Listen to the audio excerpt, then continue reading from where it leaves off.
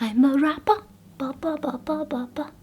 Hi everyone, my name's Fern Lulham. I am your motivational speaker and coach, and together I want us to take a closer look at life and love. It is time, my friend, for you to stop preparing for the worst. How many times in your life have you prepared for the worst?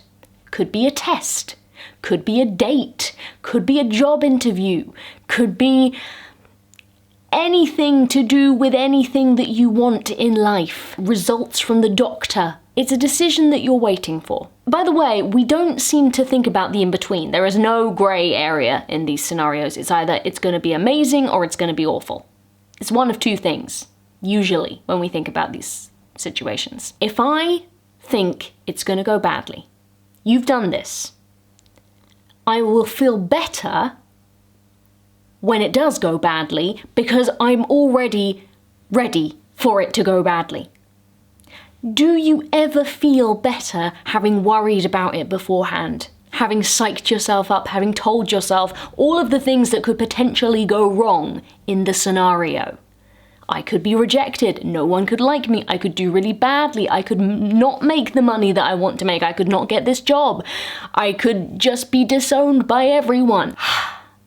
Has it ever worked that playing out any of these scenarios made a tough blow in your life any more bearable? Or is it just as bad or even worse because you're already at the height of anxiety before you even find out the answer to the question? We are lying to ourselves. We are trying to tell ourselves that if we worry, it is going to be good for us. Newsflash, everyone. Worrying. Not good for us. We need excuses to worry, like I talked about the other day. We find excuses for negative behaviours in our lives. Reasons to cling on to stuff that's only hurting us. Sometimes that's another person. Sometimes it's just ourselves, our own minds. Our brains and our anxiety tells us, oh, you need to worry. Because that's what anxiety does. It's a stressful loop. It tells us, you need to worry, you need to worry. Here's another worry. I think it's a fallacy to think that we can never worry. We should just cut worry out of our lives. That's unrealistic on a psychological level, if nothing else. You can be a positive person, you can have a positive outlook, everything can be great, and you can keep smiling throughout the whole day, but you will naturally have some kind of worry, because that's what our brain does. So it's not to say we shouldn't worry, ever.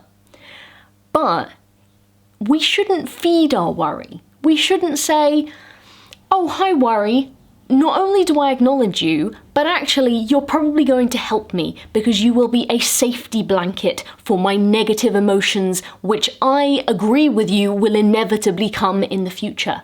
We go along with it. We say, okay, worry, I will humour you.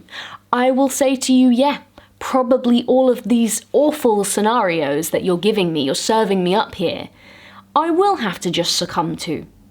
But if I just go with that and I agree with you, then if anything else comes along, that's a bonus. Now, in any area of our lives, this is a really dangerous thing to do. We know that if we go into a relationship, let's say, and we say, I will settle with the complete baseline of respect. I will have the lowest standards possible. And then anything else is a bonus. Are we going to have a great relationship if we think like that? I will settle for the least paid job. And then anything else I get above that is a bonus.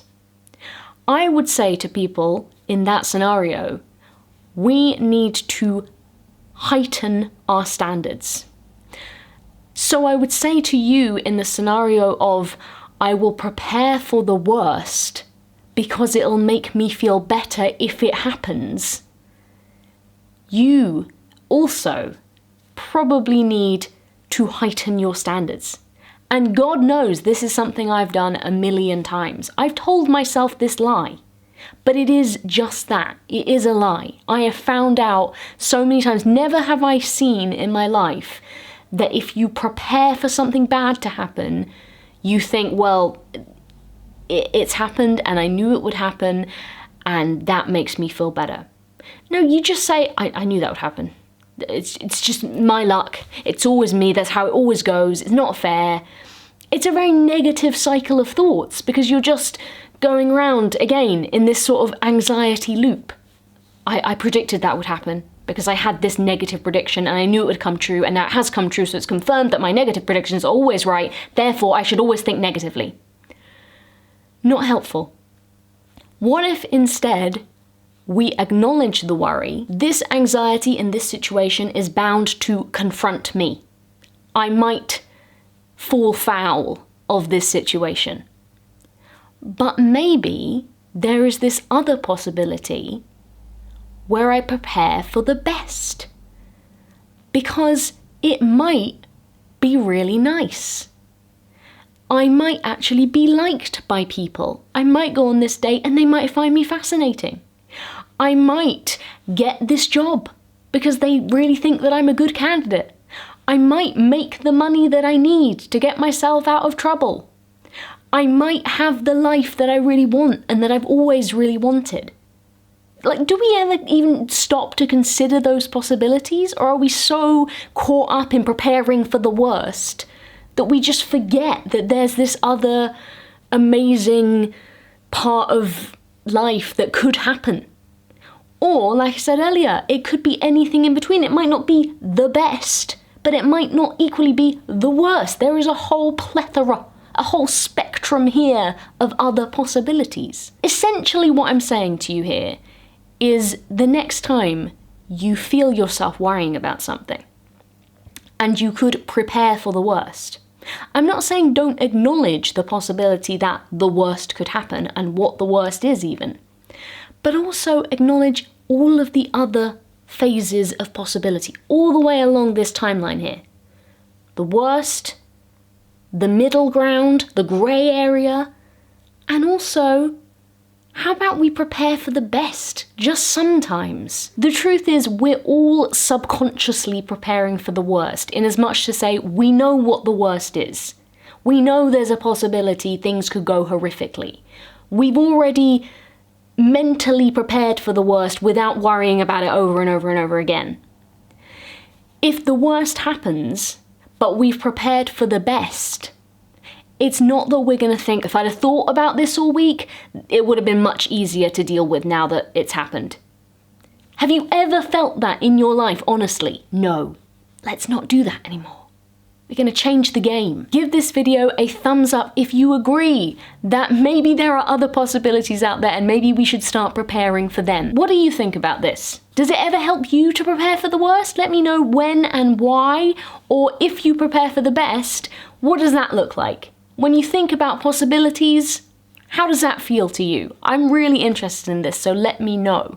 If you know somebody who is always preparing for the worst or is faced with a difficult dilemma right now and might need to hear this advice, please share this video with them. And if you enjoy conversations like this, want to have more success, and would like to take a closer look at life and love with me and the rest of the fam, don't forget to click that subscribe button so that you don't miss a thing. As always, thank you so much for watching.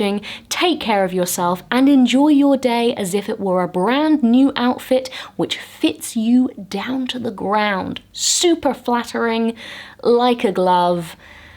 Go and show yourself off to the whole town and they will be mesmerized. I will be back before you know it, everyone. See you soon.